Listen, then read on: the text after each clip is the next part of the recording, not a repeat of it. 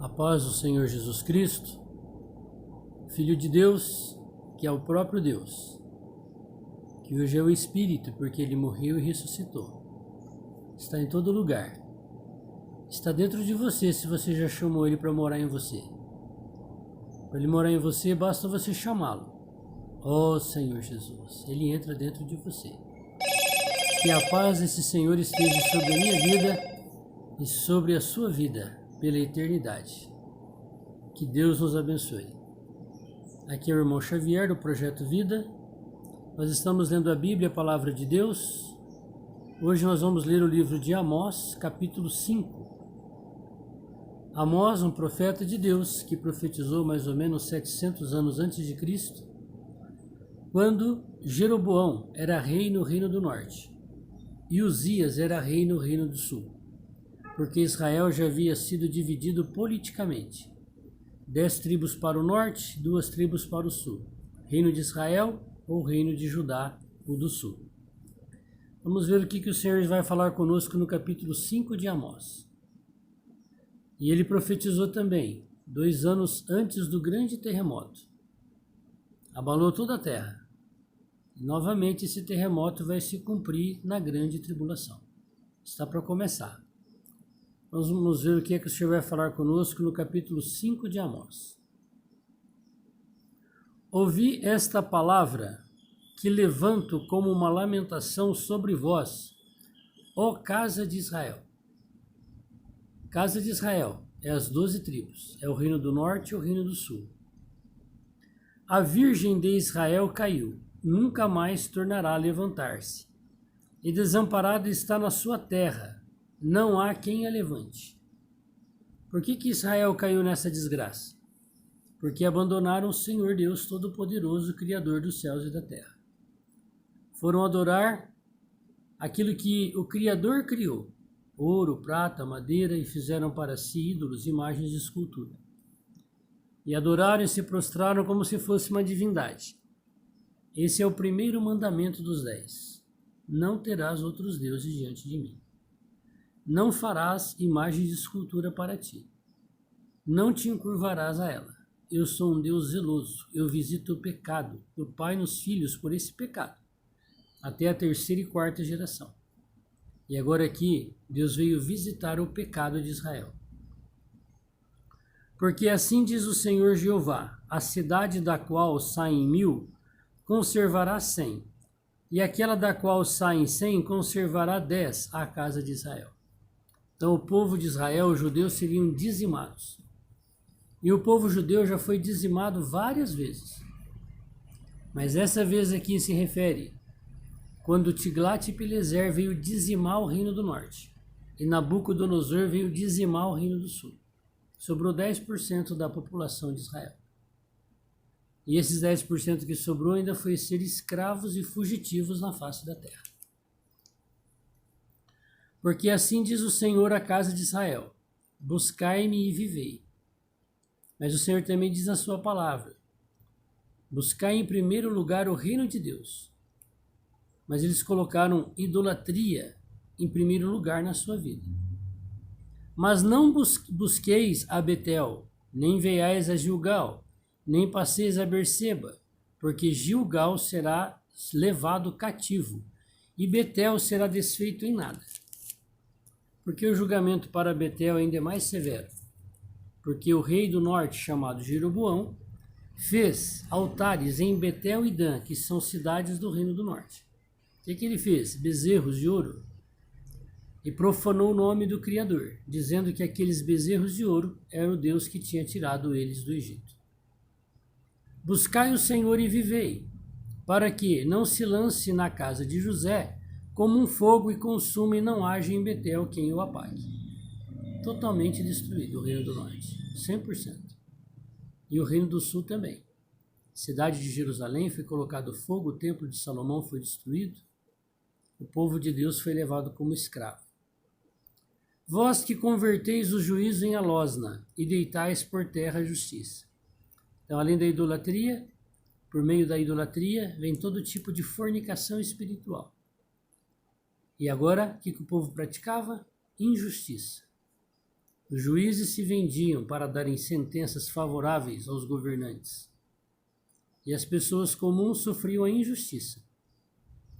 Procurai o que faz o sete estrelo e o Órion, e torna a sombra da noite em manhã e escurece o dia como a noite, e como chama as águas do mar e as derrama sobre a terra. Senhor é o seu nome. O que faz vir súbita destruição sobre o forte, de sorte que vem assolação contra a fortaleza. Não tem ninguém forte. Forte é Deus. Mas aqueles que acham que se tornaram fortes, se não reconhecerem a sua insignificância, Deus vem julgá-los e derrotá-los e humilhá-los. Aborrecem na porta ao que os repreende e abominam o que fala sinceramente. Então, quando a injustiça prevalece, os que são honestos e procuram andar no caminho da sinceridade são envergonhados e oprimidos. Portanto, visto que pisais o pobre e dele exigis um tributo de trigo, edificarei casas de pedras lavradas, mas nela não habitareis. Vinhas desejáveis plantareis, mas não bebereis o seu vinho. Então, como é que esses governantes, esses poderosos, se enriqueceram? À custa dos pobres, oprimindo-os com impostos.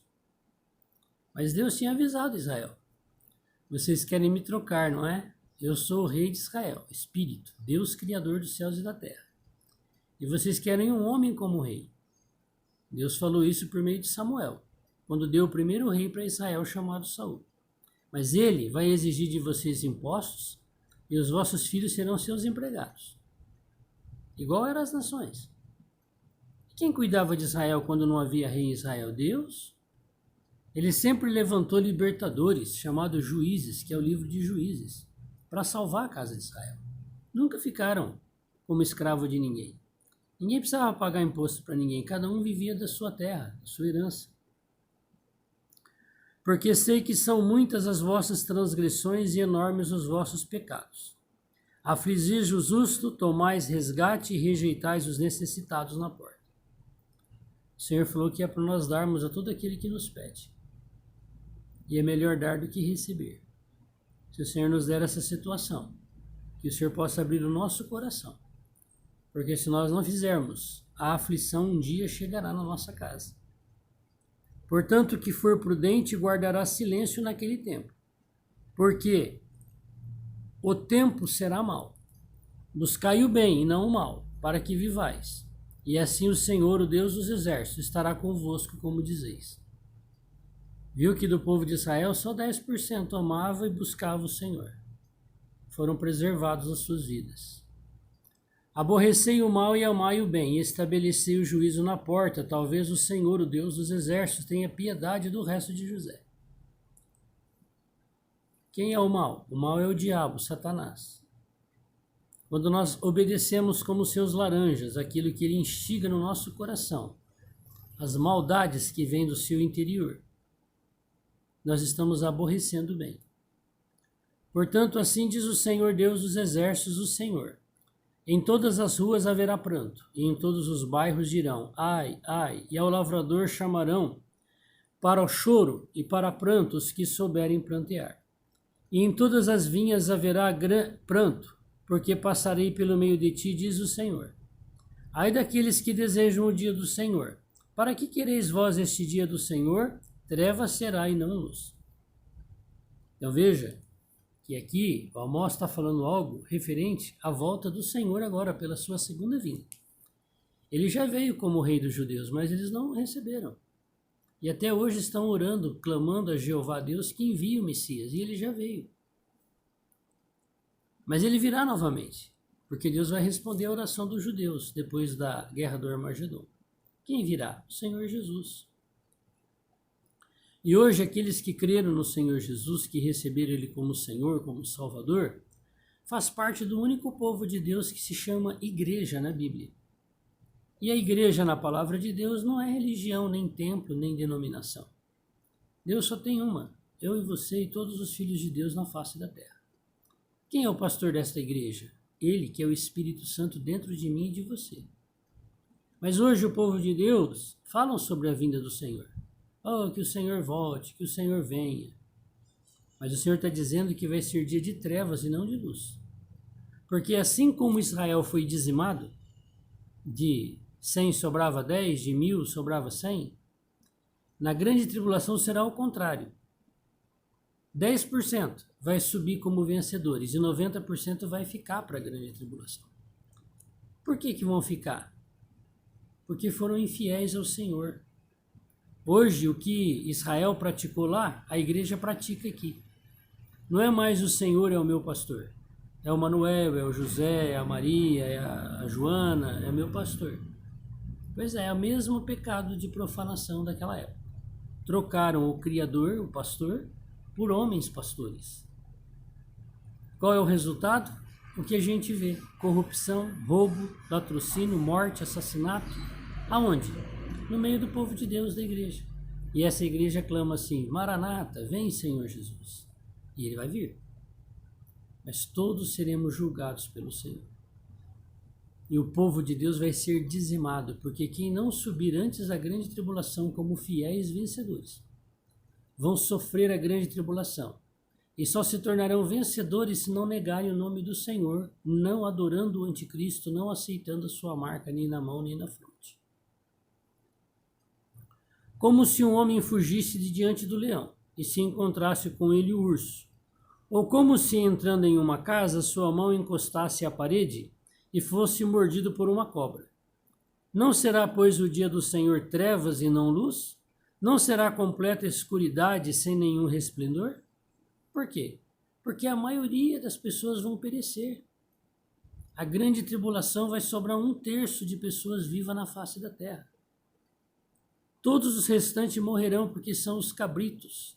São as pessoas que não têm a marca de Deus, não têm a marca do governador mundial e não ajudam o povo de Deus que ficou para a grande tribulação porque não foram arrebatados antes da grande tribulação. Aborreço, desprezo as vossas festas, as vossas assembleias solenes, não me dão nenhum prazer. Então, olha, sinto muito, mas a maioria das reuniões cristãs hoje na face da terra, independente de qual reunião cristã, aqueles que acreditam em Cristo, traz prazer a Deus. Porque quem é exaltado lá é o cantor, é a cantora, é o gospel, é o líder, é o papa, é o padre, é o apóstolo. Ele tem o poder, ele tem a autoridade. Deus não tem nenhum prazer. E ainda que me ofereçais holocaustos e ofertas de manjares, não me agradarei delas, nem atentarei para as ofertas pacíficas de vossos animais gordos. Então, ofertas a Deus provenientes de sistema religioso não agrada a Deus. Está cheio de fermento e pecado. Afasta de mim o estrépito dos teus cânticos, porque não ouvirei as melodias dos seus instrumentos. Corra, porém, o juízo como as águas e a justiça como o ribeiro impetuoso. Ofereceste-me vós sacrifícios e oblações no deserto por 40 anos, ó casa de Israel. Está no deserto, não dá para fazer oferta, sacrifício. Mas eles andavam com Deus. Deus era a cobertura deles numa coluna de nuvem durante o dia para proteger do sol. E à noite uma coluna de fogo para iluminar todo o povo. Por isso Deus julgou cabalmente Israel, porque eles viram a glória de Deus. Antes levaste a tenda de vosso Moloque. O que é Moloque? Ídolo, imagem de escultura. Além de não fazer sacrifícios a Deus no deserto, o que eles levaram lá do Egito? Imagens de escultura, o povo judeu. E o altar das vossas imagens, olha aí. E a estrela do vosso Deus que fizeste para vós mesmos. Veja que o povo, vendo a glória de Deus, continuava idólatras. Portanto, vos levarei cativos para além de Damasco, diz o Senhor, cujo nome é o Deus dos exércitos. Se a minha situação for essa, e a sua for essa, não tenha dúvida, o julgamento de Deus vai chegar. Que isso, hoje eu tenho um bom emprego, sou até aposentado, tenho um bom salário, hoje eu sou uma autoridade, eu governo sobre cidade, eu governo sobre estado, eu governo sobre país. Sinto muito. O julgamento de Deus vai chegar. Não se iluda com as coisas terrenas que são passageiras.